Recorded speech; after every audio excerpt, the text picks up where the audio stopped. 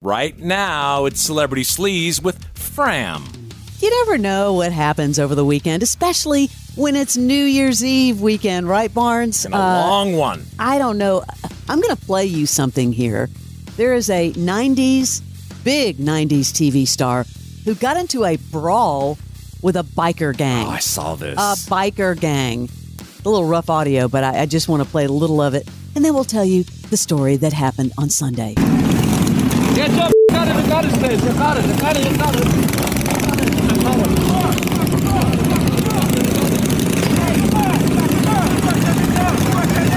Watch the car.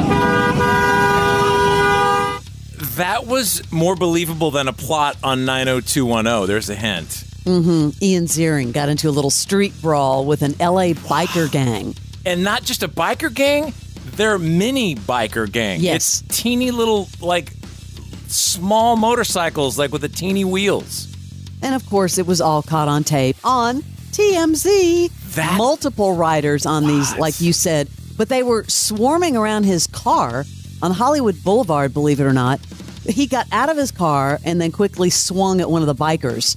I guess that person's motorbike was stationed directly in front of his car.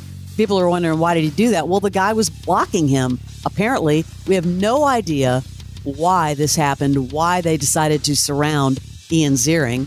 But he punched him. He had a little collision. We'll see what happens next. Well, they were following him. It was the weirdest thing. He punches someone, and they were they were weak punches. I've always heard he's a hothead, and now I believe it. He had a pretty dope Mercedes, by the way. But then they all chase him. I mean, some of them have green hair. It's just the craziest group. They chase him over to the sidewalk, and one of them had a discarded helmet, and they were holding the helmet and trying to swing it at him. If that would have hit him, it was? That would have hurt him. Well, obviously he was pissed because they were blocking traffic. No, I know, but I mean, were they targeting Ian Ziering or just targeting someone? I think just someone. I mean, come on. Have you been in Atlanta when that crap goes down? Yeah, it's bad. It's bad. But that is, if you haven't seen that video, you've got to go to TMZ and check that out. It is strange. Now, I did stay up late. I was flipping channels New Year's Eve, watching a little bit of everyone. Did you see anything New Year's Eve? Did you stay up late?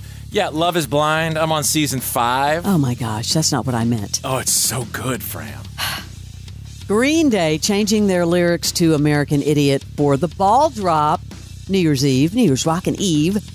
You want to hear a little of that? Yes, I did see that. I thought you meant earlier in the night because there was no good college football on. That was all saved for yesterday. But the NFL stuff was just boring. It was like the Vikings. So, yeah, I was flipping around watching reality, but...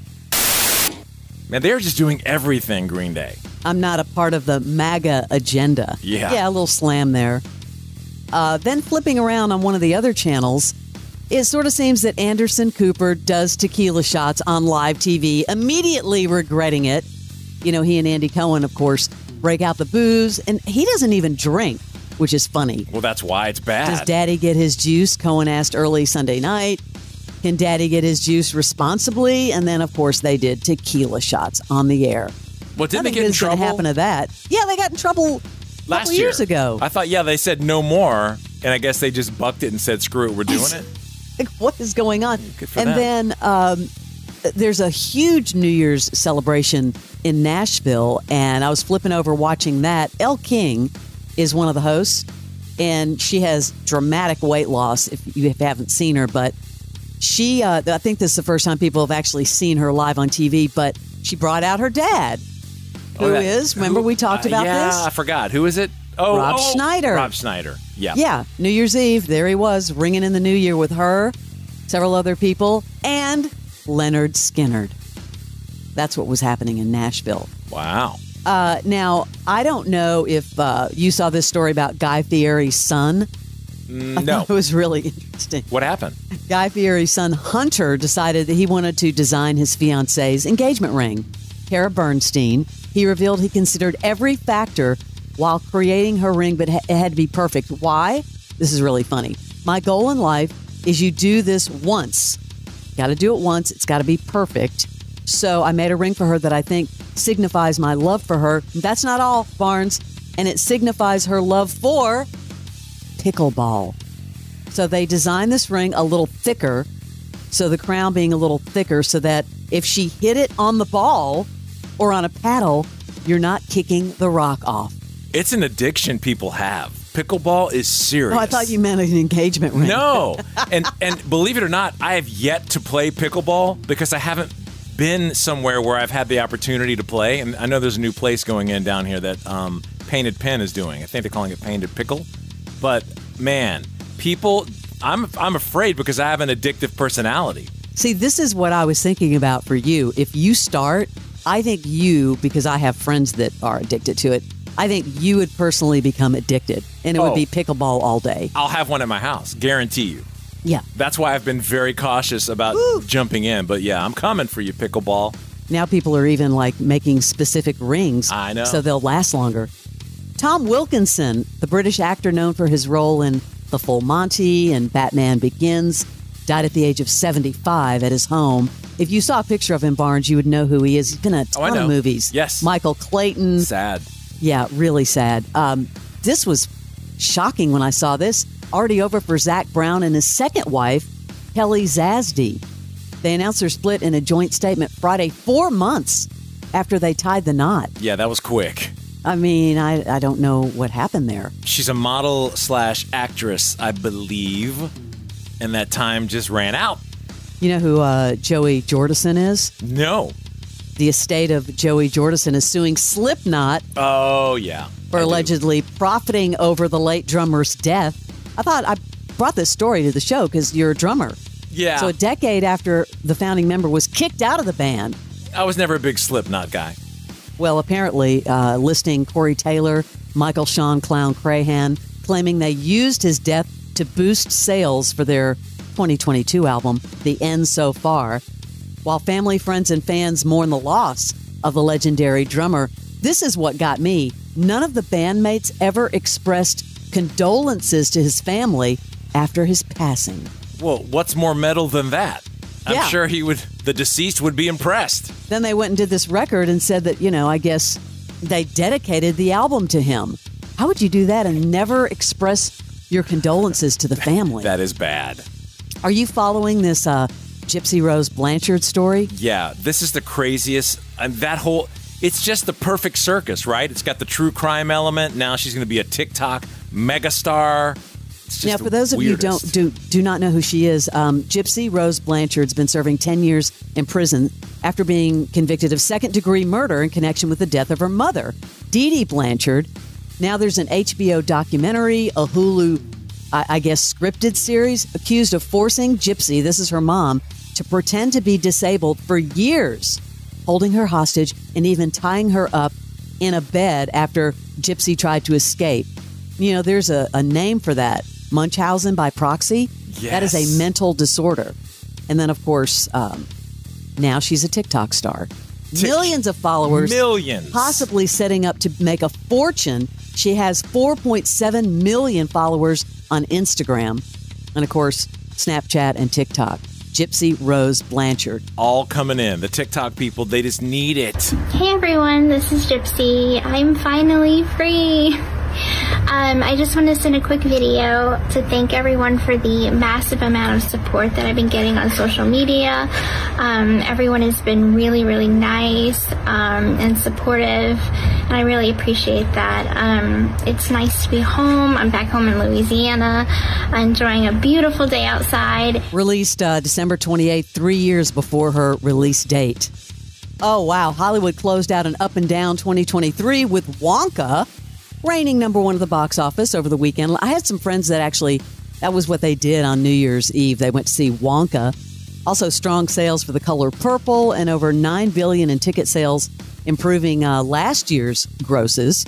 I guess, I don't know if Wonka is breaking any records, but apparently it's up to $142.5 million, bringing in the total for the entire weekend. Aquaman, though, and The Lost Kingdom with Jason Momoa took in $19.5 million. They're saying a little modest for that franchise.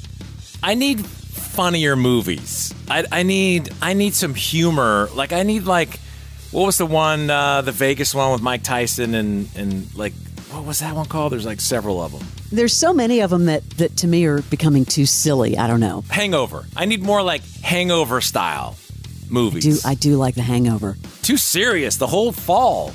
Way too serious, and the movies are getting too long. And of course, the production of The Color Purple boosting Oprah Winfrey, Steven Spielberg, Quincy Jones doing very well at the box office. I think over $18 million for the weekend, grossing $50 million so far. Let me know if you need a Love is Blind update, and I'll let you know what. They're just getting to Mexico. That's where I'm watching. Yeah. And I don't know if you've been following these stories about Taraji P. Henson. She fired, I saw this over the holiday week, she fired her whole team for failing to capitalize on her Empire success. What? Yes. You know, she was Cookie for many, many seasons. Empire was huge. She said everybody had to effing go. She's saying they did nothing for my career. Where's my deal? Where's my commercial? Cookie was at the top of the fashion game. Where's my endorsement? What did you have to set up for all of this? Nothing. They were trying to do a spinoff of her character. Nothing happened. So she fired her entire team. Year end. Got to clean out. I mean, that's what she did. So, Barnes, I thought I would bring up a little Alanis Morissette news since we're giving away tickets all week. Yep. Who is her husband? Her husband is Mario Soul Eye Treadway. And I already knew this because I had looked her up and I follow her on Instagram, but he's a musician. They have 3 children.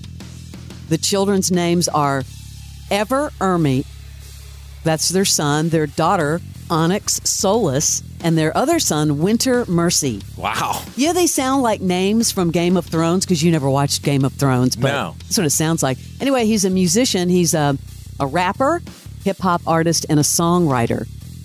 And they are very much in love. They've been together many years. Remember, she had a lot of high-profile relationships. Remember Ryan Reynolds? They were engaged for 3 years. And then she was linked to Dave Coulier from Full House. If anyone ever asks, sometimes people ask me about celebrities who have come in or musicians. She is one of the ones in this inner core who you got really friendly with. We were with her so many times, and she was always so sweet and so nice. I mean, back to when she had no airplay at all, and she played in our conference room. It's been really cool to go, through that whole time and watch her just get bigger and bigger and bigger. And she is very cool, and it was so cool to get to work with her earlier this year. Yeah, we have to have her on again. I'd like to catch up with Alanis. Other big music news, Taylor Swift surpassing Elvis Presley for the most weeks at #1 on Billboard. That was a big, big story that came out New Year's Eve. Of course, there's so many Taylor stories breaking different records. It's like you can't even keep up with them anymore. Well, she had a bad one go in there for the Chiefs' most losses in a row until she got that rectified by showing up this past weekend. They finally won. I understand Snoop filled in for us over the week. Snoop did, and so did Gwyneth. Thought that was really nice of them because, yes. Snoop is getting an Olympic promotion. Did you know that? No. Yeah, for this year's Olympics in Paris, he will be back in prime time. We're going to have some amazing competitions. And, of course, I will be bringing that Snoop style to the mix. It's going to be the most epic Olympics ever. So stay tuned and keep it locked. It was ice skating. I think he was that was funny. Ice skating? It was something like that. Yeah, it was pretty funny. I remember that. I will watch that. Yes. Oh, this is another. I have no idea what's going on here. No idea. Fans are calling out The Rock, Dwayne Johnson, for claiming to try In-N-Out Burger for the first time. It's a lie. He went on social media, rolled up in my pickup and tried to be cool AF with my order. I didn't know the lingo, didn't know who to pay, where to pay, didn't know my first time. And then fans are like, what are you talking about your first time? Back in 2020, you did another exact video about going to In-N-Out Burger. Wow, that's pretty bad. What? Come on, bro. Does he not remember that he did that? That was 4 years ago. And he's talking about his cheat meals at In-N-Out Burger, and I guess he forgot he had done it before.